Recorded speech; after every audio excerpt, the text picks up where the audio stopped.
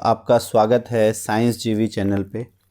बच्चों, NMMSS का exam आपका इस संडे 8 तारीख को है और इस वीडियो में आपके एडमिट कार्ड रिलीज़ हो गए हैं। जल्दी ही एडमिट कार्ड आपको मिल जाएंगे, तो उससे रिलेटेड वीडियो हमने पहले भी बना रखी है। और 7 तारीख को शाम को एक वीडियो हम लेके आएंगे जिसमें सारे इंस्ट्रक्शंस कि आपको कैसे एग्ज़ाम में किस तरह से क्वेश्चन सॉल्व करने हैं, किस तरह से मार्किंग करनी है, ताकि आपको एग्ज़ाम में जो आपका 3 घंटा है वो अच्छे से यूटिलाइज़ हो पाए।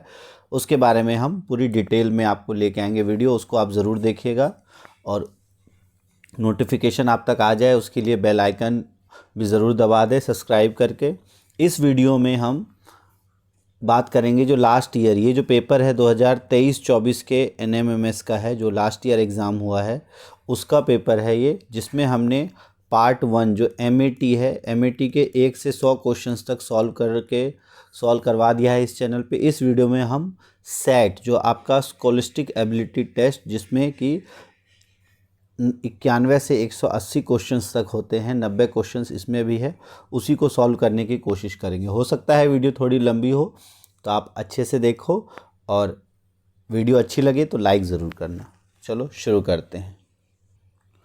तो सेट या स्कॉलिस्टिक एप्टीट्यूड टेस्ट, इसमें जो है आपके मुख्यतः 3 सब्जेक्ट्स का टेस्ट होता है, जिसमें सबसे पहले होता है साइंस या विज्ञान, उसके बाद होता है आपका मैथ्स और फिर सोशल साइंस, ये जिसे आप सोशल स्टडीज़ भी कहते हो। 3 सब्जेक्ट का होता है। अब क्वेश्चंस का डिवीज़न एग्जैक्ट इसमें नहीं है कि एग्जैक्ट क्या होगा, बट फिर भी अप्रॉक्सीमेटली आपका अगर देखोगे इसमें तो 25 के आसपास ये होता है, 20 के आसपास ये होता है, ये हो गए आपके 45 और 35 क्वेश्चंस लगभग आपके 35 सोशल साइंस और 10 क्वेश्चंस एज अ जनरल आपको पूछे जाते हैं। बहुत बार ये वेरिएबल होता है 10 क्वेश्चन का फैक्टर, जो कभी साइंस में ऐड हो जाता है, कभी कुछ क्वेश्चंस मैथ्स में ऐड हो जाते हैं, कुछ सोशल साइंस में। तो इस वीडियो में भी अगर हम देखेंगे तो अलग अलग क्वेश्चंस वेरी करते हैं, number of questions on an average ये रहता है पैटर्न। तो अब शुरू करते हैं। पहला क्वेश्चन आपका ये साइंस का सेक्शन है, 91 क्वेश्चन। इसमें कहा गया है कि जब किसी ड्रॉपर के नोजल को पानी में रखकर आप उसके ऊपर के बल्ब को दबाते हो, रबड़ को, तो उसकी वायु बुलबुलों के साथ बाहर निकलती हुई दिखाई देती है, और जब आप उसे हटा लेते हो तो उसके अंदर पानी भर जाता है। ऐसा इसलिए होता है, तो ऐसा किस लिए होता है? ये जो वायुमंडलीय दाब है उस कारण से होता है। ठीक है, तो वायुमंडलीय दाब के कारण जो है उसके अंदर वो भर जाता है। अगला है पराश्रव्य ध्वनि की आवृत्ति या आकृति दिया है, आवृत्ति या जिसे हम कहते हैं फ्रीक्वेंसी ऑफ अल्ट्रासाउंड। देखो ये क्वेश्चन आपका इंपॉर्टेंट है, 100% इस तरह के क्वेश्चंस आपके एग्जाम में आएंगे ही आएंगे। अच्छे से याद रख लो, जो ह्यूमन है, अगर हम मनुष्य की बात करें तो 20 हर्ट्ज से 20,000 हर्ट्ज तक ये सुन सकता है। ठीक है, और इससे ज़्यादा जो है 20,000 हर्ट्ज से अधिक का साउंड कहलाता है अल्ट्रासाउंड, और इससे कम का साउंड कहलाता है इंफ्रासाउंड या अश्रव्य ध्वनि भी उसे हम कहते हैं। और पराश्रव्य ध्वनि जो 20,000 से अधिक है, तो 20,000 से अधिक ऑप्शन नंबर 3 इसका सही उत्तर होगा। और आपको कुछ जीव भी याद रखने हैं जो अश्रव्य ध्वनि सुन सकते हैं, और कुछ ऐसे जीव जो पराश्रव्य ध्वनि है, आपके बुक में दिया है, इसको अच्छे से ध्यान रखना है, क्वेश्चन आएंगे इससे रिलेटेड। और कोशिश करेंगे हम कि 6 तारीख को साइंस से रिलेटेड आपके 8th क्लास के जितने भी चैप्टर्स जिसके क्वेश्चंस आते हैं आपके एग्ज़ाम में, वो एक बार आपको रिवाइज करवा दिए जाएं एक ही वीडियो में, ताकि आपके साइंस के सारे क्वेश्चंस अच्छे से हो सके। अगला है, if the sliding friction between two surfaces is found to be 8 Newton, then the static friction between two surfaces is। तो आपको जो फ्रिक्शन का है वो 3 का ऑर्डर पता होना चाहिए। सबसे ज़्यादा होता है स्टैटिक फ्रिक्शन, उसके बाद होता है स्लाइडिंग फ्रिक्शन, और उसके बाद होता है रोलिंग फ्रिक्शन। ये 3 फ्रिक्शन होते हैं। मतलब स्टैटिक फ्रिक्शन जो स्थैतिक घर्षण, उसके बाद सर्पी घर्षण, और उसके बाद घूर्णन घर्षण, ये 3 ऑर्डर होता है। तो आपको यहाँ कहा गया है स्लाइडिंग फ्रिक्शन, जो ये वाली वैल्यू है, स्लाइडिंग फ्रिक्शन की वैल्यू है 8 न्यूटन। आपसे पूछा गया है स्टैटिक फ्रिक्शन क्या होगा, तो 8 से अधिक ही होगा स्टैटिक फ्रिक्शन। तो 8 से अधिक इसमें से एक ही ऑप्शन में है, तो वो है 10 न्यूटन। यही आपसे पूछा जाता है रोलिंग फ्रिक्शन या घूर्णन फ्रिक्शन कितना है, तो 8 न्यूटन से कम होता। तो इस तरह के क्वेश्चन आप ध्यान से देख लो, आ सकते हैं। अगला है same force act on 4 different objects having the area given below 1 by 1 in which of the following case the pressure exerted will be maximum. तो अगर समान बल लगाया जाए तो आपको पता है जो प्रेशर है, प्रेशर होता है आपका फोर्स अपॉन एरिया, दाब जो है वो बल और एरिया का रेशियो होता है। अगर बल समान है तो जो प्रेशर है वो एरिया के इन्वर्सली प्रोपोर्शनल हो जाए, मतलब जितना अधिक क्षेत्रफल होगा उतना कम दाब होगा, ठीक है। तो ये आपको पता होना चाहिए। तो अगर हम देखें, आपको पूछा गया है दाब या प्रेशर मैक्सिमम कब होगा, तो जब एरिया अगर दाब मैक्सिमम मतलब सबसे अधिक कब होगा, जब एरिया सबसे कम होगा। तो एरिया इनमें से सबसे कम किस में है, तो 10 मीटर स्क्वायर सबसे कम है, तो इस केस में जो प्रेशर है वो सबसे अधिक होगा। अगला है splitting of light into its colour. जो सफ़ेद रंग है वो जब 7 अलग अलग कलर विभाजित होता है उसको कहा जाता है विक्षेपण, या इंग्लिश में उसे कहते हैं डिस्पर्जन। और वो जो 7 कलर का बैंड बनता है उस बैंड को कहा जाता है विबग्योर, ठीक है, जिसमें वी से वॉयलेट, आई से इंडिगो, बी से ब्लू, जी से ग्रीन, वाई से येलो, ओ से ऑरेंज, आर से रेड। और इसमें आप ध्यान रखना इसका जो तरंग दैर्घ्य है वॉयलेट का होता है लगभग 450 नैनोमीटर और रेड का होता है 750 नैनोमीटर। तो रेड का तरंग दैर्घ्य सबसे अधिक होता है, इसलिए वो हमको दूर से भी दिखाई दे देता है और इसलिए खतरों के संकेत लाल रंग के बनाए जाते हैं। अगला है part of the eye which gives colour to the eye. तो कौन सा पार्ट का, जो हमारे आँखों का कौन सा भाग रंग प्रदान करता है, तो वो रंग प्रदान करता है, तो इसका सही उत्तर है आइरिस, ठीक है। आइरिस जो है वो रंग प्रदान करता है और ये आइरिस अलग अलग कलर के होते हैं। किसी का आपने देखा होगा भूरा होता है, किसी का काला, किसी का नीला। तो जो आँखों का कलर होता है वो उस आइरिस के कारण होता है। कॉर्निया क्या होता है, सबसे आगे की जो पारदर्शी झिल्ली होती है जिसमें सबसे पहले प्रवेश करता है प्रकाश और सबसे अधिक प्रकाश प्रवेश करता है, वो सबसे पहले कॉर्निया के थ्रू ही होता है और सबसे अधिक अपवर्तन प्रकाश का कॉर्निया के थ्रू ही होता है। फिर रेटिना जहाँ पर प्रतिबिंब बनता है, और प्यूपिल क्या करता है, प्रकाश के मात्रा को नियंत्रित करता है, कितना प्रकाश अंदर जाएगा या नहीं जाएगा। तो इसका सही उत्तर है 4 आइरिस। अगला क्वेश्चन है a star is 10 light years away from Earth. एक जो तारा है वो 10 प्रकाश वर्ष दूर है और अगर ये अभी आज वो चमकता है तो उसकी चमक धरती तक कब आएगी, तो 10 प्रकाश वर्ष दूर है, तो 10 साल में वो हम तक पहुंचेगी उसकी रोशनी। अगला है एन इरेक्ट और एनलार्ज्ड इमेज। किसी वस्तु का सीधा और बड़ा प्रतिबिंब कब बनता है, तो सीधा और बड़ा प्रतिबिंब हमेशा एक कॉन्वेक्स मिरर या कॉनकेव मिरर, आपको पता है, देखो कॉन्वेक्स मिरर हमेशा कैसा बनाता है, सीधा बनाता है। जो हम गाड़ियों के पीछे देखने के लिए यूज़ करते हैं सीधा तो बनाता है, लेकिन वो क्या बनाता है, छोटा बनाता है। तो स्मॉल एंड इरेक्ट बनाता है कॉन्वेक्स मिरर। कॉनकेव मिरर उल्टा और छोटा, अगर सीधा बनाता है तो सीधा और बड़ा जो है वो कॉनकेव मिरर बनाता है। और इसी कारण से सीधा और आवर्धित कॉनकेव मिरर बनाता है और इसी कारण से इसका इस्तेमाल जो है अवतल दर्पण का शेविंग मिरर के रूप में इसका इस्तेमाल किया जाता है। ये बहुत बार पूछा जाता है शेविंग दर्पण में किसका इस्तेमाल करते हैं, तो अवतल दर्पण का। गाड़ियों के पीछे देखने के लिए हम उत्तल दर्पण का इस्तेमाल करते हैं। तो इसका सही उत्तर है कॉनकेव मिरर। अगला है एक बस जो है 27 किलोमीटर 45 मिनट में चलता है, उसका स्पीड आपको बताना है। अब देखो स्पीड आपको मीटर प्रति सेकंड में निकालना है, तो किलोमीटर को भी आप मीटर में लिख दो, तो आपको पता है किलो का मतलब होता है 1000, तो 27,000 और 45 मिनट का मतलब है 1 मिनट के अंदर 60 सेकंड होते हैं, तो 45 गुना 60। इसको काट दो, जो आंसर आएगा देखो 0 से ये 0 कट गया। अब आप काटो, तो अगर ये 3 से काटते हो तो ये 9 से आप काटो, तो 9 पंजे 45, ऊपर हो जाएगा 9 तिया 27। फिर अगर ये 3 से यहाँ काटते हो तो 3 दूना 6 हो गया, ठीक है। और यहाँ जब आप देखो 3 से ये पूरा कट गया, 3 दूना 6, ये 5 दूना 10। अच्छा यहाँ 1000 था ना, सॉरी यहाँ 1000 था, 3 जीरो होंगे ना, 27,000। फिर ये 5 दूना 10, तो 10 से एक और जीरो कट जाएगा, तो ऊपर क्या बचा 10। तो 10 मीटर प्रति सेकंड इसका सही उत्तर हो जाएगा। तो आंसर हो जाएगा 10 मीटर प्रति सेकंड। अगला है, अगर कोई वस्तु एक object place between two plane mirrors kept parallel facing each other, तो नंबर, अगर कोई दो दर्पण के बीच में, दो समतल दर्पण के बीच अगर समानांतर है तो उनके बीच में कितने इमेजेस बनेंगे, तो वो बनेंगे अनंत या इनफाइनाइट। अगर आप देखते होगे ना सेविंग मिरर, जब आप सैलून जाते हो, दो मिरर आपके समानांतर हों तो आपको दूर तक अपनी इमेज दिखाई देती है, तो उसे हम कहते हैं अनंत। ठीक है। अगला है, अच्छा इसमें आगे अगला क्वेश्चन देखते हैं, क्या है, we can not see image form from a blind spot, कि जो हमारे आँखों का में एक अंध बिंदु होता है उस पर हम प्रतिबिंब नहीं देख पाते हैं। ऐसा इसीलिए क्योंकि वहाँ पर कोई भी प्रकाश संवेदी कोशिकाएं नहीं होती हैं। It has no sensory cells.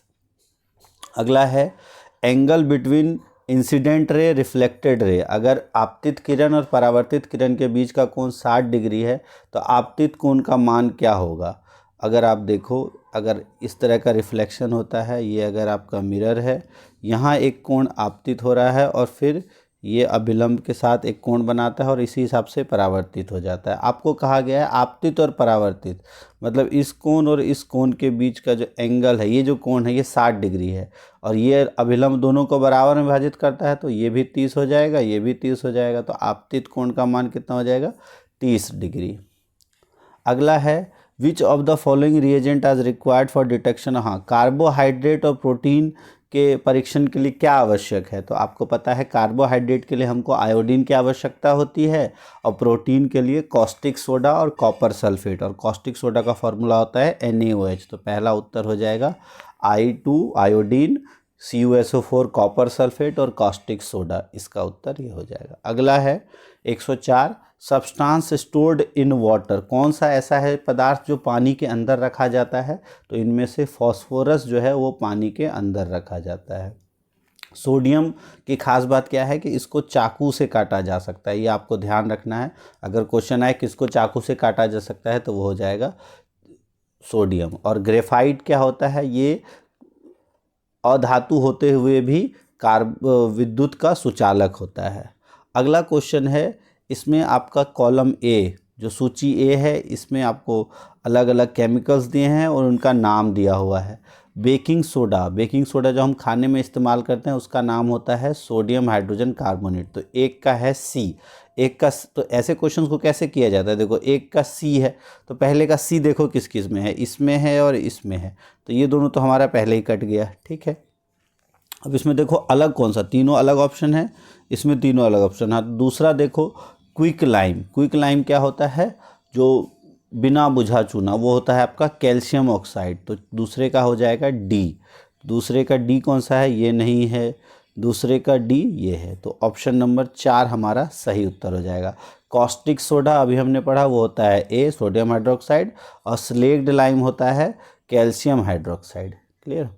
अगला है आपका, which of the following forms acidic oxide on reaction with oxygen, कौन ऐसा है जो अम्लीय प्रकृति का ऑक्साइड बनाता है, तो कभी भी अम्लीय प्रकृति का ऑक्साइड कौन बनाएगा, अधातु। तो अधातु का जो ऑक्साइड है वो अम्लीय प्रवृत्ति का होगा, तो इसमें आयरन, ये लोहा, ये धातु है, कॉपर धातु है, सिल्वर धातु है, तो सल्फर जो है वो अधातु है, इसीलिए ये अम्लीय प्रकृति का ऑक्साइड बनाता है। अगला है, क्लोरोफिल के अंदर कौन सा मेटल प्रेजेंट होता है, तो कौन सा धातु प्रेजेंट होता है, तो मैग्नीशियम धातु क्लोरोफिल के अंदर मौजूद होता है। अगला है, निम्न में से कौन सा पेट्रोलियम का संगठक नहीं है, कि पेट्रोलियम से कौन सा नहीं निकाला जाता है, तो स्नेहक तेल पेट्रोलियम से निकालते हैं, बिटुमिन निकालते हैं, पैराफिन मोम भी निकालते हैं, कोक जो है वो हम कोयला से निकालते हैं। इसके अलावा, इन तीनों के अलावा पेट्रोलियम से हम क्या क्या निकालते हैं, तो पेट्रोल भी निकालते हैं, डीजल भी निकालते हैं। ठीक है, ये भी आप ध्यान रखना, पेट्रोल और डीजल ये पेट्रोलियम के संगठक है, और LPG ये 3, और बाकी ये 3, 6 ऐसे संगठक आपको पता होने चाहिए। और कोक किससे निकलता है, कोयला से। अगला है, colour of the hottest part of the candle, candle जो है अगर मोमबत्ती की ज्वाला का सबसे गर्म भाग कौन सा होता है, तो सबसे गर्म भाग जो उसका बाहरी भाग होता है वो कहलाता है। तो सबसे बाहरी भाग जो है वो सबसे गर्म भाग होता है और उसी को वो सबसे उसकी मोमबत्ती की ज्वाला का सबसे गर्म भाग बाहरी भाग होता है, उसको कहा जाता है नीला रंग, जो नीला भाग होता है। अगला 110 क्वेश्चन है, which among the following is a thermosetting plastic. इसमें से कौन ऐसा है जो थर्मोसेटिंग प्लास्टिक है। तो थर्मोसेटिंग प्लास्टिक क्या होता है कि जो एक बार उसको शेप में बन जाए, सॉफ्ट पिघलाकर बनाया जाए और जब उसको एक बार अपने आकार ले ले तो उसको दोबारा परिवर्तित करना मुश्किल हो। तो इसका सही उत्तर हो जाएगा बेकलाइट।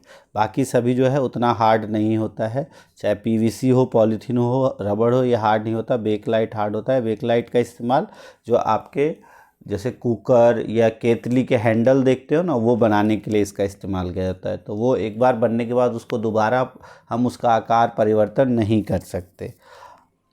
अगला है, जब अम्ल धातु से अभिक्रिया करते हैं तो निम्न में से कौन सी गैस उत्सर्जित करते हैं। तो जब भी अम्ल धातु से अभिक्रिया करते हैं तो हमने पढ़ा था धातु के साथ अम्ल अभिक्रिया करेंगे तो हाइड्रोजन गैस निकालते हैं और वो पॉप साउंड का एक्सपेरिमेंट किया जाता है। अगला क्वेश्चन है, gas released while using a fire extinguisher. आग बुझाने वाली गैस कौन सी होती है। तो जब भी आग लगाना हो तो ऑक्सीजन की ज़रूरत होती है, बुझाना हो तो कार्बन डाइऑक्साइड की ज़रूरत होती है। तो उत्तर हो जाएगा 3, कार्बन डाइऑक्साइड। अगला है कैलेमाइन। कैलेमाइन किसका सॉल्यूशन होता है। तो आपको ध्यान रखना है जिंक कार्बोनेट जो है वो कैलेमाइन का सॉल्यूशन होता है। अगला 114 नंबर क्वेश्चन है, traditional method of irrigation does not include. जो पारंपरिक तरीके हैं उसमें घिरनी तंत्र, ढेकली तंत्र, ड्रिप तंत्र या उत्तोलक तंत्र, इसमें से कौन सा नहीं है। तो इसका जो ऑप्शन अगर देखें तो ड्रिप सिस्टम सबसे सही ऑप्शन है, ये आजकल इस्तेमाल होता है, तो ये पारंपरिक तरीका नहीं है। अगला है, बीजों से भूसे को अलग करना क्या कहलाता है। तो उसे हम कहते हैं थ्रेशिंग। क्या कहा जाता है, थ्रेशिंग।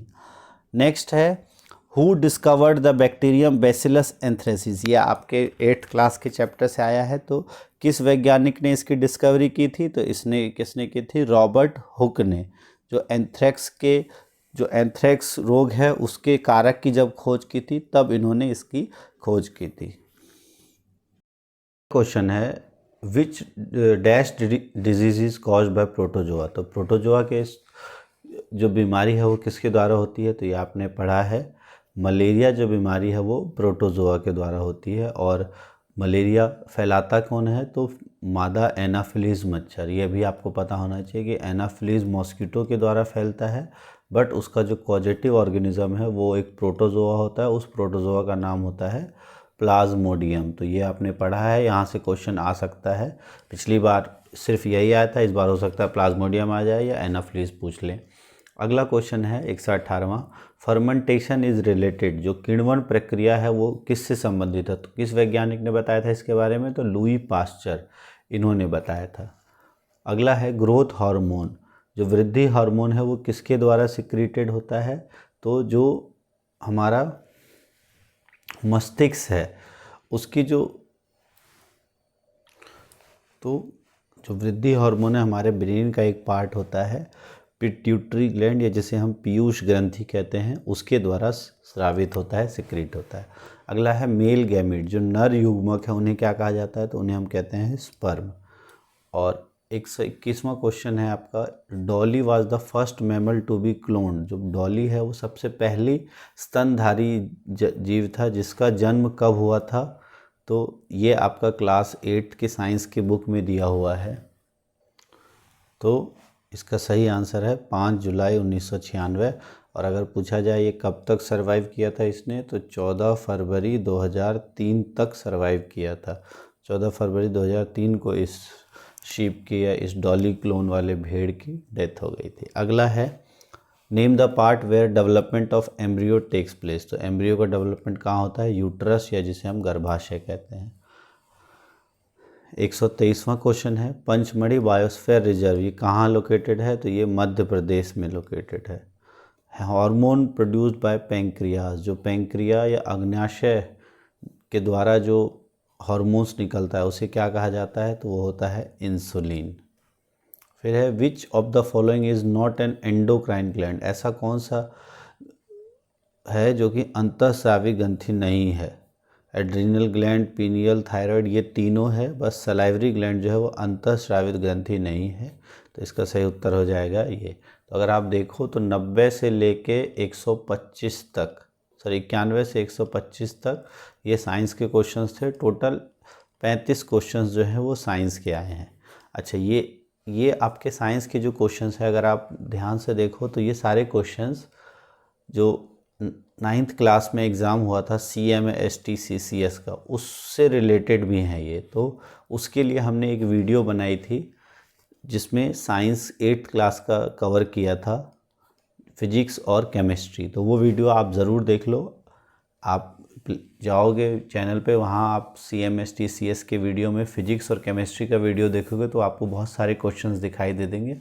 नहीं तो हम और वीडियो जो 7 तारीख को शाम को कोशिश करेंगे कि एक पूरे वीडियो में इसके जो इम्पोर्टेंट चैप्टर्स हैं उसकी एक वीडियो बनाई जाए। बट अभी फ़िलहाल के लिए इसका लिंक मैं डाल दूँगा, जो CMA-ST CS का एग्ज़ाम था फिजिक्स और केमिस्ट्री वाला, उसको ज़रूर देख लेना। अब मैथ्स के कुछ क्वेश्चंस हैं, 20 क्वेश्चन लगभग मैथ्स के हैं, उसको देखते हैं। इसमें कहा गया है the volume of A cube is given by the expression. ये आपका एक्सप्रेशन है, तो वॉल्यूम क्या होगा? तो इसको अगर आप देखो तो x plus x minus 2y का ये होल क्यूब है, तो उसका एज क्या हो जाएगा? लेंथ ऑफ एज, तो इसका क्यूब तो x माइनस 2y, तो इसका आंसर ये हो जाएगा। अगला है 4 नंबर का एवरेज जो है, 4 नेचुरल नंबर का एवरेज 55 है। अगर 3 का average, if average of 3 number is 54, तो चौथा नंबर क्या होगा? देखो 4 नंबर का एवरेज 55 है, तो आप 55 को अगर 4 से गुना कर दो तो कितना होगा? देखो 50 चौके 200 और 5 चौके 20, तो 220 है टोटल, ठीक है। और 3 नंबर का 54 है, तो 54 गुना जब आप 3 करते हो तो कितना हो जाएगा? 50 तिया 150 और 4 तिया 12, तो 162। इसमें से इसको घटा दो, 220 में से 162 को घटाओगे, 10 में से 2 गया 8 और 11 में से 6 गया 5, तो इसका सही उत्तर हो जाएगा 58। ठीक है, देखो यहाँ ना 21 में से 16 कह लो, या आप 11 में से 6 गया 5 और फिर 0 हो जाएगा, तो इसका सही उत्तर हो जाएगा 58। इसका सही उत्तर है 58। अगला है speed of 2 trains are in the ratio of 6-7, कि 2 ट्रेन हैं उनके बीच की गति का अनुपात 6-7 है। अगर पहला ट्रेन जो है वो कवर करता है 364 किलोमीटर 4 घंटे में, तो स्पीड बतानी है आपको। अच्छा, if the second train covers, जो दूसरी ट्रेन है, जैसे दोनों की स्पीड का जो रेशियो है, अगर मान लो 6:7 है, तो एक की स्पीड 6x मान लेते हैं, एक की 7x मान लेते हैं। अब अगर आपको कहा गया है जो सेकेंड ट्रेन कवर करता है डिस्टेंस 364 किलोमीटर 4 घंटे में, तो इसका स्पीड निकालें अगर हम 364/4, तो ये आ जाएगा 91 किलोमीटर प्रति घंटा। अब 91 जो है वो 7x के बराबर है, तो 13 सत्ते 91, तो इसको आप कैसे करोगे? 91/7 गुना 6, तो 13 और 13 छिक्के 78, तो इसका सही आंसर हो जाएगा 78। अगला है कि 832 में किसी वस्तु को बेचने पर उतना ही लाभ मिलता है जितना उस वस्तु को 448 में बेचने पर हानि होती है, तो विक्रय मूल्य क्या होगा? मतलब क्या है कि अगर हम देखें SP, आपको पता है SP का मतलब क्या होता है? CP प्लस प्रॉफिट, ठीक है, या CP माइनस लॉस, ये SP का फॉर्मूला होता है। तो इसमें कहा गया है कि अगर ये प्रॉफिट हुआ है तो 832 में बेचा है, मतलब CP प्लस प्रॉफिट जो है वो दिया हुआ है 832, और CP माइनस लॉस अगर हम लॉस करें तो 448 है। लेकिन इसमें खास बात क्या कही गई है कि उतना ही लाभ है जितना उसको बेचने पे हानि होती है, मतलब P और L की वैल्यू बराबर है, ठीक है। तो अगर P और L की वैल्यू बराबर हो जाएगी तो हो जाएगा यहाँ पर CP प्लस L और CP माइनस L, तो इसका मतलब ये दोनों कट जाएगा, तो 2 CP जो है इसके बराबर हो जाएगा। तो 832 और इसको जब जोड़ोगे आप तो 8 और 2 10, 4 3 7 1 8, 8 4 12, और ये CP जब निकालोगे तो इसको 2 से भाग कर दोगे तो 2 छिक्के 12 और 640। ठीक है, तो ये उत्तर हो जाएगा। अगला है, इस आकृति में आपको L और M पैरेलल हैं तो वैल्यू ऑफ X निकालनी है। अब ध्यान से अगर देखो, ये अगर पैरेलल है, इस लाइन को अगर आप थोड़ा सा आगे बढ़ाते हो, ठीक है, अब ये अगर पैरेलल हैं, ये आपका 30, यहाँ पे ये दिया हुआ है आपको 30 डिग्री, ठीक है, ये आपका है 100 डिग्री, तो यहाँ भी ये जो एंगल है ये कितना हो जाएगा, जो ये लाइन अगर हम बढ़ाते हैं, मान लो ये एक लाइन है, ठीक है, ये अगर एंगल 100 डिग्री है तो ये एंगल कितना होता है 80 डिग्री, इन दोनों का सम 180 होता है, तो ये 100 है तो ये एंगल कितना हो जाएगा 80, और ये आपको 30 दिया है तो 30 और जो 80 है 110 है, तो ये 70 का होगा, ठीक है, ये 70 होगा तो ये टोटल 110 का होगा, तो x प्लस 5 डिग्री की जो वैल्यू है वो आपको 110 के बराबर दी हुई है, तो x की वैल्यू हो जाएगी 105 डिग्री, तो इसका सही उत्तर हो जाएगा पहला। फिर 131वां है कि A और B दो नल है, एक टैंक को 5 और 10 घंटे में भरते हैं, यदि दोनों नलों को एक साथ 7 बजे खोला जाए तो कितने बजे भरेंगे। देखो ऐसे क्वेश्चंस में कुछ नहीं करना है, आपको इन दोनों का एलसीएम ले लेना है, तो 5 और 10 का एलसीएम क्या हो जाएगा 10, ठीक है, तो मान लो 10 यूनिट टंकी का टोटल भरना है, तो जो A है वो 5 घंटे में भर देता है और B जो है वो 10 घंटे में भरता है, तो B 1 घंटे में 1 यूनिट भरता है, A 1 घंटे में 2 यूनिट भरता है। ओके, अब आपको कहा गया है यदि, और दोनों एक साथ 1 घंटे में कितना भरेंगे 2 + 1 3 यूनिट, ठीक है, और भरना कितना है 10 यूनिट, ये आप ध्यान रखना, 3 यूनिट ये दोनों 1 घंटे में भरते हैं, तो 6 यूनिट कितने 3 यूनिट 1 घंटे में, तो 2 घंटे में 6 यूनिट, 3 घंटे में भर देंगे ये 9 यूनिट, तो 3 घंटे तो लगेंगे, उसके बाद अब सिर्फ 1 यूनिट बचा है, तो अब 3 यूनिट के लिए ये कितना समय लगाते हैं 1 घंटा दोनों मिलके, तो 1 यूनिट के लिए कितना लगाएंगे 1/3 घंटा यानी 20 मिनट, तो 3 घंटे 20 मिनट लगेंगे, तो अगर 7 बजे खोला जाएगा तो 3 घंटे 20 मिनट मतलब 10:20 पर ये भर जाएगा। अगला है, ये एक आकृति दी गई है ABCDF जिसमें षटभुज है, 6 भुजाएं हैं और सभी भुजाएं बराबर हैं, और इस पर हर एक पे एक वृत्त बना है जिसकी त्रिज्या r है, छायांकित भाग का क्षेत्रफल क्या होगा। तो इन सभी का क्षेत्रफल जो है वो एक वृत्त के बराबर हो जाएगा, तो इसका उत्तर हो जाएगा पाई। अब सबसे पहले आप एंगल देखो, ऐसे कोई इसमें सबसे पहला है कि आप एंगल देखो, एंगल कितना बन रहा है, उससे आपका आंसर आसानी से निकल जाएगा। अगर हम इसकी बात करें, ये फिर एक ये 3 4 5 6, ठीक है,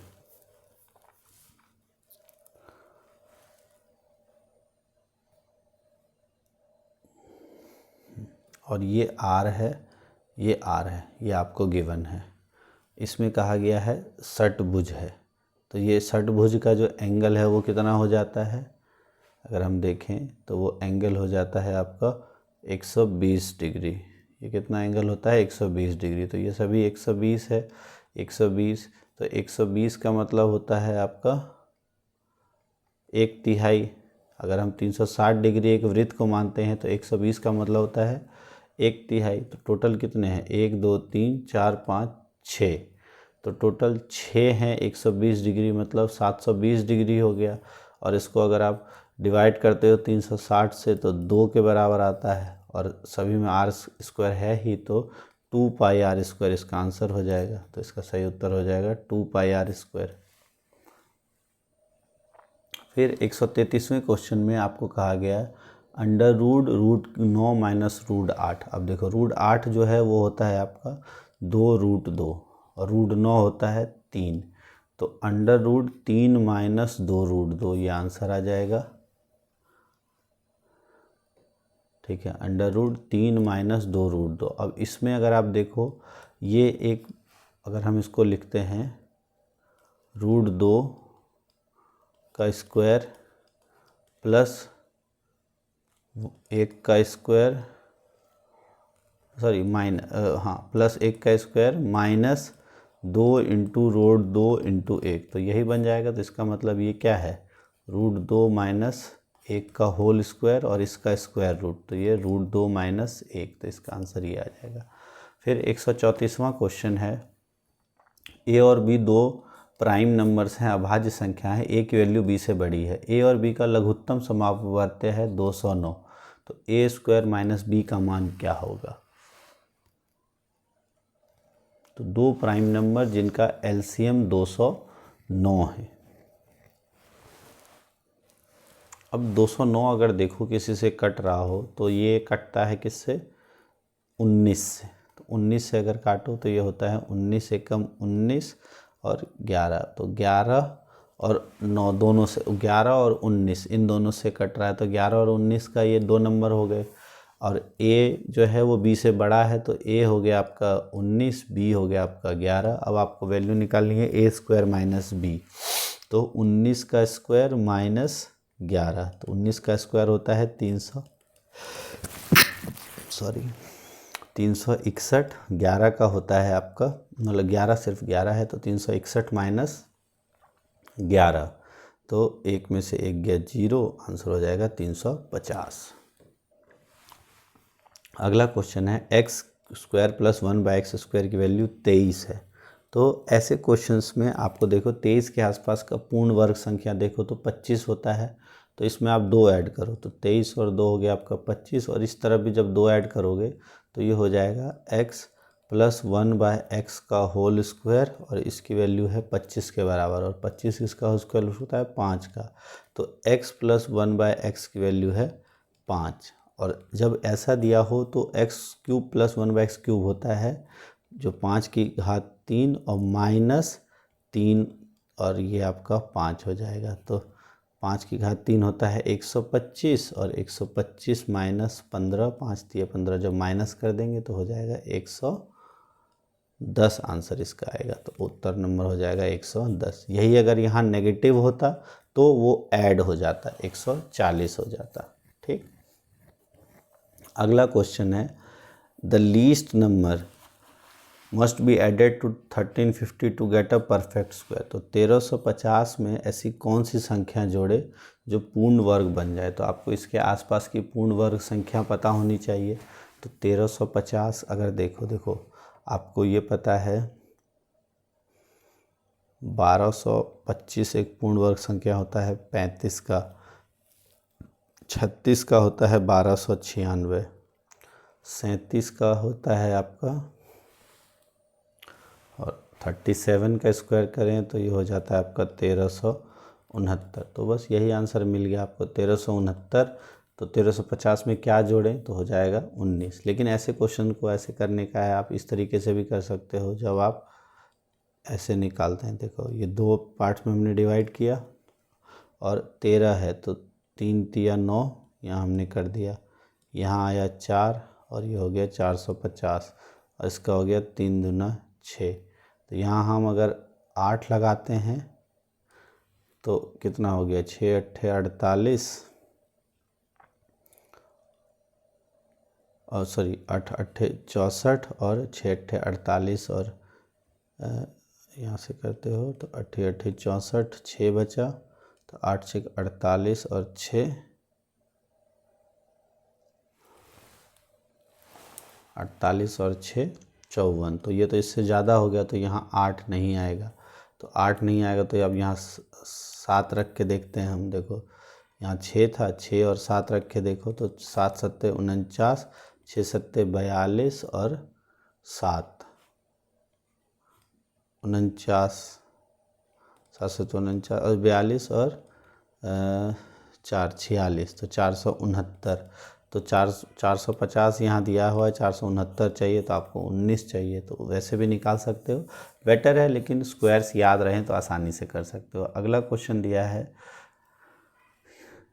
कि यदि 2/3 की पावर 2x + 1 गुना 3/2 की पावर -3, ये 2/3 की पावर 8 है। अब आपको पता है किसी की पावर अगर आप माइनस में है तो उसको इन्वर्स कर देते हैं, तो तो अगर इन्वर्स करेंगे या उल्टा करेंगे तो ये तो है आपका 2/3 की पावर, यही रहने दो 2x + 1, और जब इसको गुना को अंदर वाले को उल्टा कर दे तो पावर पॉजिटिव हो जाएगा, तो 2/3 की पावर ये 3 हो जाएगा, और ये 2/3 की पावर 8 के बराबर दिया है।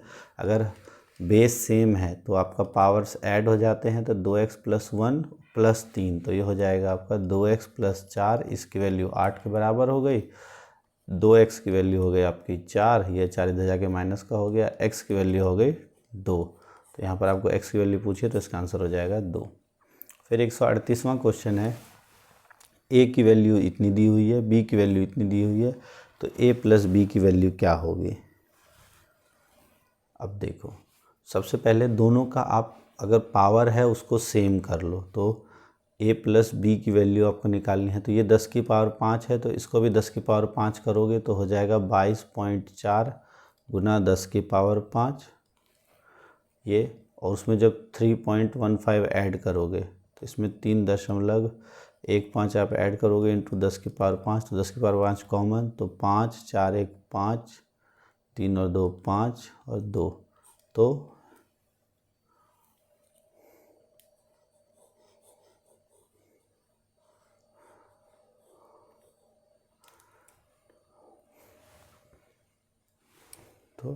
a + b का मान आपको निकालना है।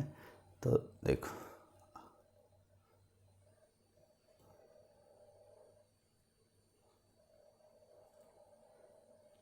अच्छा सॉरी, तो 3.15 गुना 10 की पावर 5 ये a है, और 2.24 गुना 10 की पावर 4 है, तो ये हो जाएगा आपका 0.224 इंटू 10 की पावर 5, तो ये हो जाएगा 4 5 2 7 2 1 3, हाँ तो 3.374 इंटू 10 की पावर 5। अगला क्वेश्चन है 139 कि एक शॉपकीपर एक चेयर को 7,896 रुपये में बेचता है 6% डिस्काउंट देने के बाद उसके मार्केट प्राइस पे, और फिर भी 12% प्रॉफिट कमा लेता है, तो कॉस्ट प्राइस क्या होगा। देखो, ऐसे क्वेश्चंस को सबसे आसान तरीका होता है, आप पहले लेके चलो, जैसे अगर कोई 100 रुपये का मान लो चीज़ ख़रीदा है किसी ने, ठीक है, प्रॉफिट हो रहा है उसको 12% का, तो वो कितना हो गया 112, ठीक है, और अब वो बेचता है 7,896 पे, तो 112 की जो वैल्यू है वो कितनी है 7,896। आपको 100 की वैल्यू पूछी है, तो 112 से इसे डिवाइड कर दो। अब सिंपल सी बात कर दो, 112 अगर 7,896 है तो 100 किसके आसपास होगा आपका, 7500 के आसपास होगा या 7,050 के आसपास होगा। इसको आप निकालोगे तो इसका आंसर आपका लगभग 7500 आ जाएगा। फिर है 2 सक्सेसिव डिस्काउंट दिया है 20% और 25% का। देखो, जब भी डिस्काउंट एक साथ दिए हैं तो उसको इस तरह से ऐड करते हैं। देखो, 20 और 25 दो साथ में दिए हैं, तो इसको हम करते हैं 20 + 25, लेकिन दूसरा माइनस में है डिस्काउंट, तो -20 गुना 25 और बटे में 100। तो जब इसको डिवाइड करते हो तो 25 यहाँ 4 हो गया, 4 से ये हो गया 5, तो 20 + 25 हो गया आपका 45 - 5, तो 40% डिस्काउंट हुआ, ठीक है। अब कहा गया है on mark price of an article amount to single discount of, हाँ, कि जो टोटल डिस्काउंट मिला वो 200-250 रुपये का मिला, तो आपको मार्क प्राइस निकालना है। तो आपको पता है 40% की वैल्यू है 250 के बराबर है, तो आपको 100% की वैल्यू निकालनी है, तो 80% हो जाएगा 500 के बराबर। तो आप 10 जो आपको 100% है वो किसके बराबर हो जाएगा, इसका 2.5 गुना, तो 25 को जब आप गुना करोगे किससे 2.5 से, तो आंसर हो जाएगा 625, ठीक है, तो ये आंसर आ जाएगा। अगला है आपका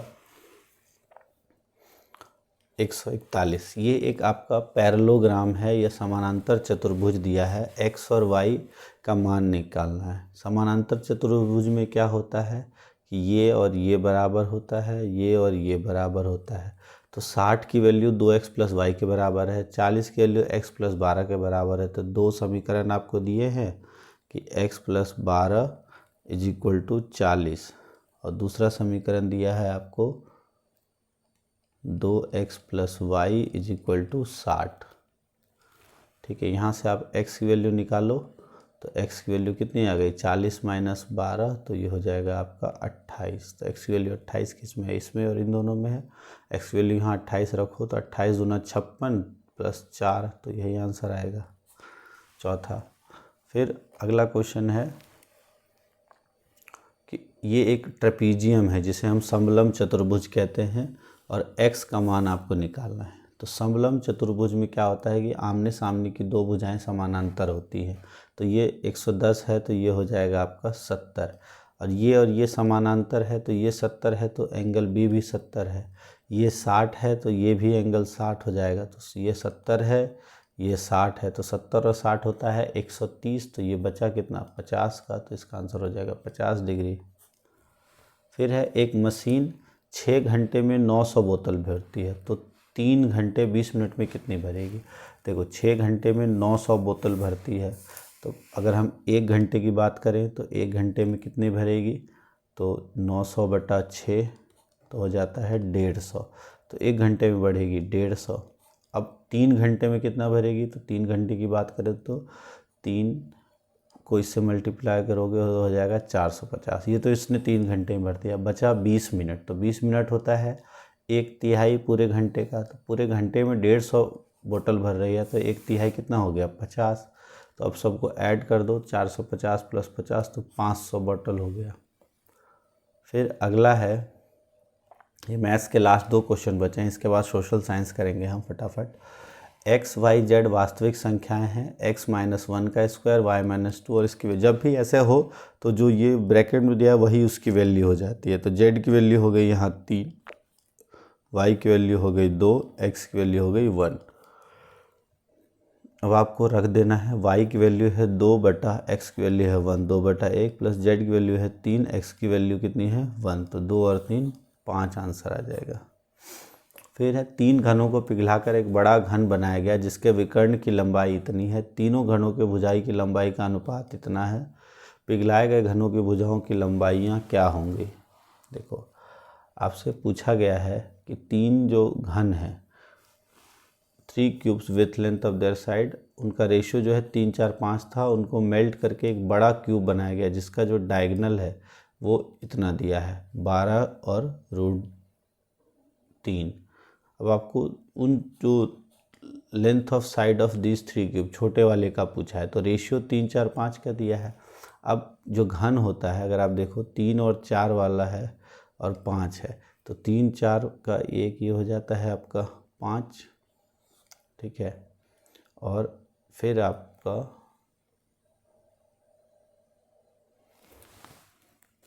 तो इस क्वेश्चन को थोड़ा सा अलग तरीके से करना है, इसका आपको थोड़ा ध्यान से देखो।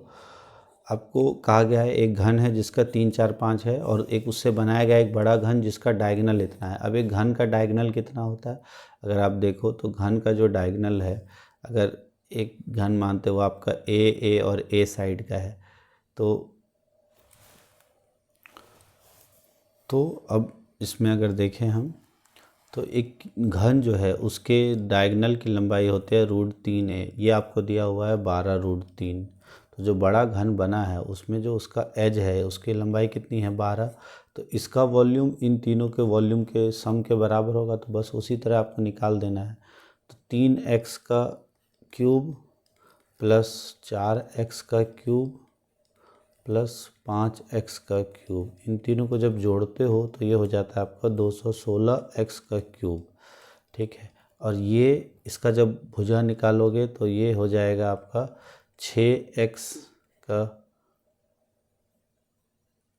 6x का होल क्यूब, और यहाँ पर आपका 12 का क्यूब है क्योंकि इसका जो वॉल्यूम है वो 12 का क्यूब है, तो 6x की वैल्यू 12 के बराबर हो जाएगी, x की वैल्यू हो जाएगी 2 के बराबर। तो इसका मतलब ये हो जाएगा 3 दूना 6, 4 दूना 8, 5 दूना 10, तो 6 8 10 ये आंसर हो जाएगा। ये थे आपके मैथ्स के 20 क्वेश्चन। अब हम बात करते हैं सोशल साइंस के 35 क्वेश्चन, जल्दी जल्दी करेंगे। इसमें कहा गया है अगर आपको स्पीड थोड़ी कम लग रही है तो आप थोड़ा सा स्पीड बढ़ा सकते हो।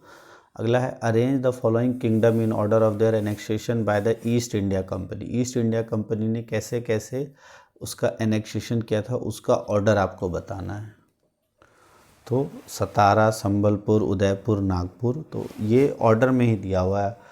हम जैसे देखें तो ईस्ट इंडिया कंपनी ने 1848 में किया था सतारा को, फिर 50 में किया था संबलपुर को, 52 में किया था उदयपुर, और उसके बाद नागपुर का 54 में। जो डॉक्ट्रिन ऑफ लैप्स जो लॉर्ड डलहौजी लेके आए थे, उनके द्वारा इन सबको एनेक्स किया गया था। तो इसका सही उत्तर हो जाएगा ABCD। अगला क्वेश्चन है कि शांति निकेतन के बारे में इनमें से क्या सही नहीं है। तो पहला है, it was established by Rabindranath Tagore in 1901. The aim of Shanti Niketan was to impart creative education in natural environment। तो ये बिल्कुल सही है। It follows strict और restricted discipline in the school, और it promotes, तो ये भी आपका सही है। और इसमें ये वाला ऑप्शन हो जाएगा, इसमें उतना स्ट्रिक्ट और रिस्ट्रिक्टिंग डिसिप्लिन नहीं था। ये आपका नेचर के साथ आपको जैसा मन है उस तरीके से पढ़ने के लिए फ्री छोड़ता है। अच्छा, यहाँ पे क्वेश्चन है, इसमें 1901 में वैसे स्टार्ट किया था देवेंद्र नाथ टैगोर जो इनके फादर थे, लेकिन इसको एक्सपेंड किया था जो शांति निकेतन को, वो किया था रविंद्रनाथ टैगोर जी ने। तो ये वाला क्वेश्चन इसमें देखें हम, तो ये भी आंसर हो सकता है, लेकिन ये भी आंसर हो सकता है। तो दोनों में डाउट है कि आपका कौन सा आंसर हो सकता है। बट अगर हम 1901 की बात करें तो 1901 में इस्टेब्लिशमेंट रविन्द्रनाथ टैगोर ने नहीं की थी। तो जो श्योरिटी के साथ हम कह सकते हैं वो यही वाला ऑप्शन हमारा गलत है। जो इसकी इस्टेब्लिशमेंट की थी वो इनके फादर देवेंद्र नाथ टैगोर, महर्षि देवेंद्र नाथ टैगोर ने की थी। तो इसका आंसर हो जाएगा ऑप्शन नंबर 1। अगला है, freedom is my birth right I shall have it. ये किसका स्लोगन है कि स्वराज मेरा जन्म सिद्ध अधिकार है। तो ये था बाल गंगाधर तिलक का। अगला है, who served as a free India first Indian governor general. स्वतंत्र भारत के पहले भारतीय गवर्नर जनरल कौन थे?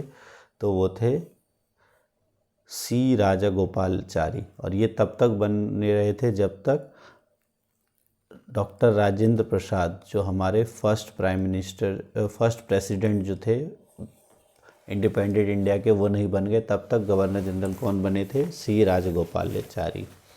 अगला है, who among the following was not a moderate.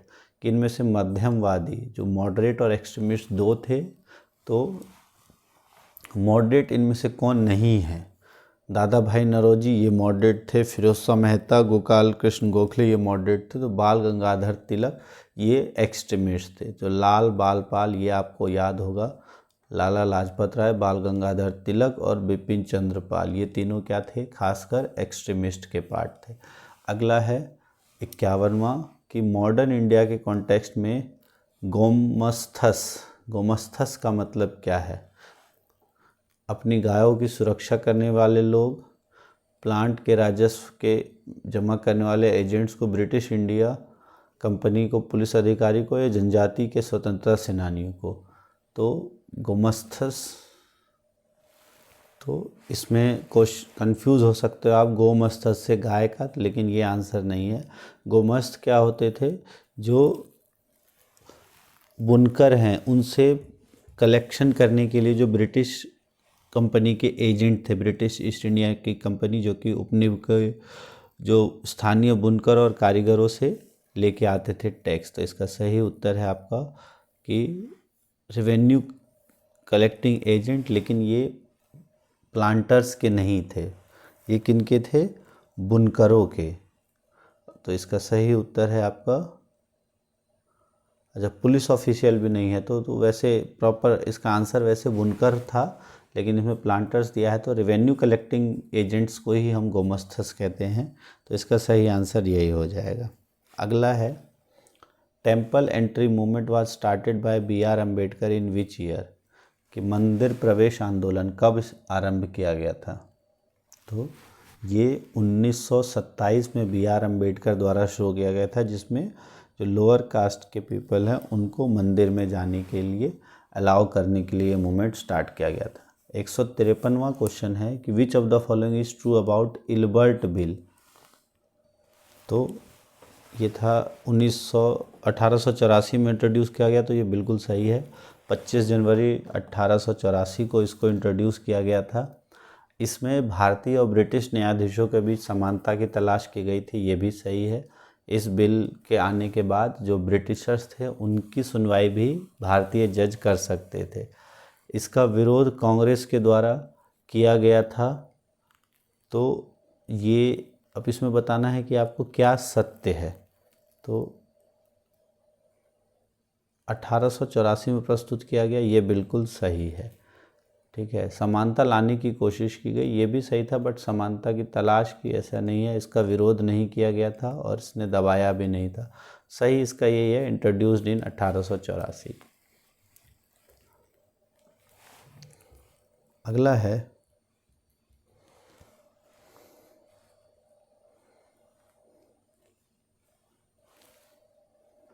अच्छा, यहाँ पे एक थोड़ा सा वही मैंने कहा फर्स्ट और सेकंड दोनों है, तो इसको जो ये जो नियमित कर लिया गया था 1884 में, इसको पेश किया गया था 1883 में, तो यही गलत होगा, ये गलत है। दूसरा सही आंसर है इसका। ठीक है, अगला है Henry Vivian Derozio. Henry Vivian Derozio इनमें से किससे जुड़े थे? तो प्रार्थना समाज, home rule league, young Bengali आंदोलन, भारत छोड़ आंदोलन। तो हेनरी विवियन डिरोजियो इन्होंने यंग बंगाली मूवमेंट से ये रिलेटेड थे। अगला है हु रोट किसने ये किताब लिखी a history of British India in 1817। 1817 में ये किताब किसने लिखी? तो इसका सही उत्तर है जेम्स विल।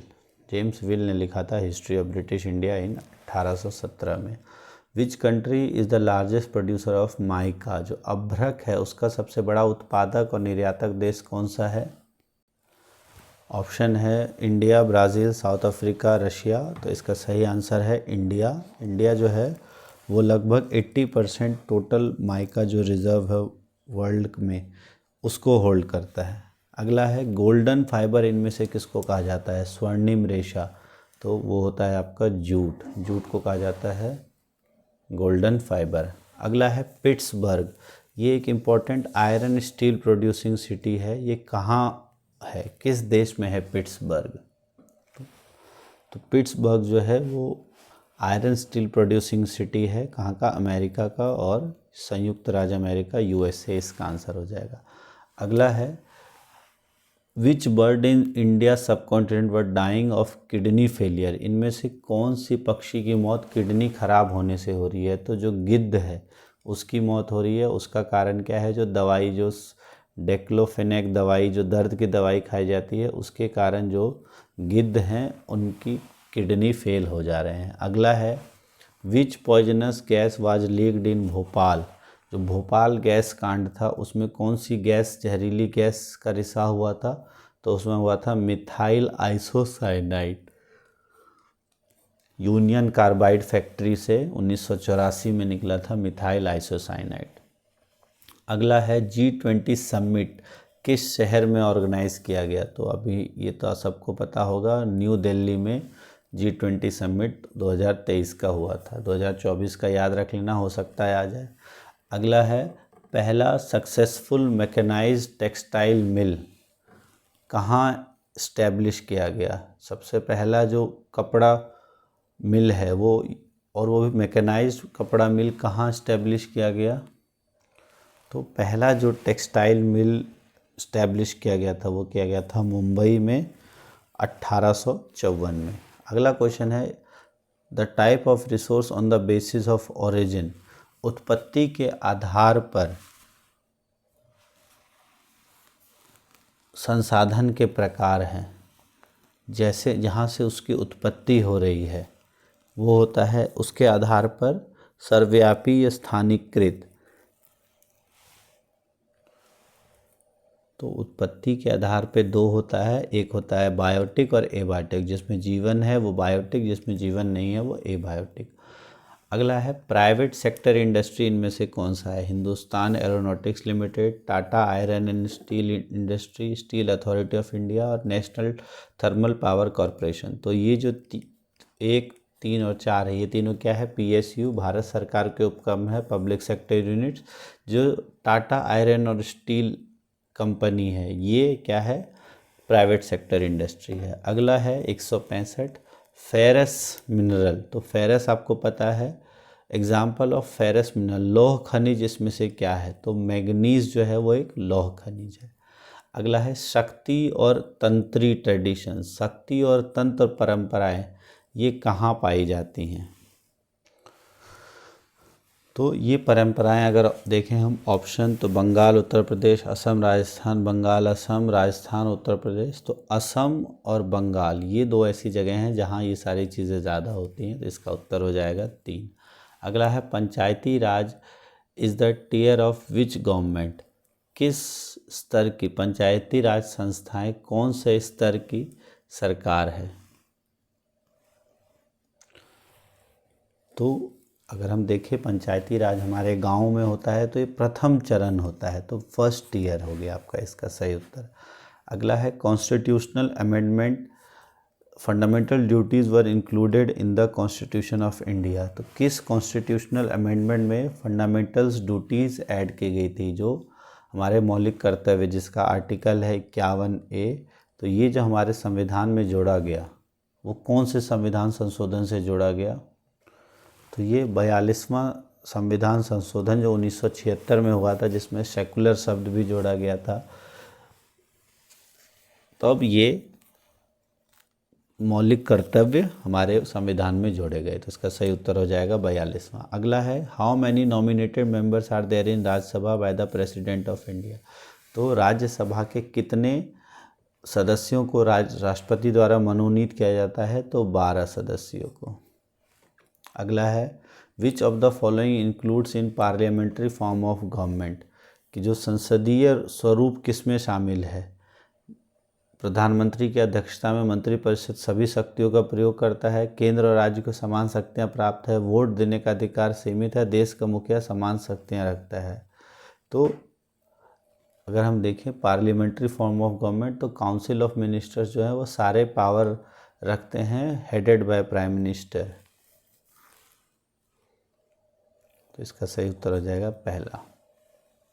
अगला है who has the power to modify or cancel law, कि किसके पास यह शक्ति है कि उन कानूनों को संशोधित या रद्द कर दें जो कि संविधान के अनुरूप नहीं है। तो ये सुप्रीम कोर्ट जो है उसके पास ये पावर है। अगला है who is the chief justice of Indian supreme court. तो ये देखो, ये जब क्वेश्चन पूछा गया था तब आंसर था DY चंद्रचूड़, और अब अगर पूछा जाए तो अभी जो है वो है संजीव खन्ना। तो ये क्वेश्चन आपसे पूछा जा सकता है, तो अभी जो है वो है संजीव खन्ना आंसर। अगला है dash societies constitution offer lays down rules that guard against the misuse of authority by our political leaders, कि कैसे समाज में संविधान अक्सर ऐसे नियम बनाता है जो हमारे राजनीतिक नेताओं द्वारा सत्ता के दुरुपयोग से बचाता है। तो लोकतांत्रिक समाज में। फिर अगला है राजद्रोह अधिनियम 1870 क्या था, तो इसे British protection against British government, arbitrary date, Rowlatt act and none of this. तो ये जो रॉलेट एक्ट था 1870 में, यही था राजद्रोह अधिनियम। अगला है इनमें से कौन सा अनुच्छेद बताता है कि छुआछूत को संविधान से हटा दिया गया है, तो अनुच्छेद 17 ये अनटचेबिलिटी को एबॉलिश करने के बारे में बताता है। अगला है इसमें से कौन सी आर्थिक गतिविधियों की पहचान करे, तो खेत में काम करना, माँ द्वारा अपनी बेटी के लिए खाना बनाना और रमेश द्वारा स्कूल में पढ़ाना, इसमें से आर्थिक गतिविधि, तो जिसमें पैसा देना होगा तो वो है आपका C, और किसान द्वारा खेत में काम करने से भी उसको आर्थिक कमाई होगी, तो ये दोनों A और C इसका आंसर हो जाएगा। ये इकोनॉमिक एक्टिविटीज़ हो गई।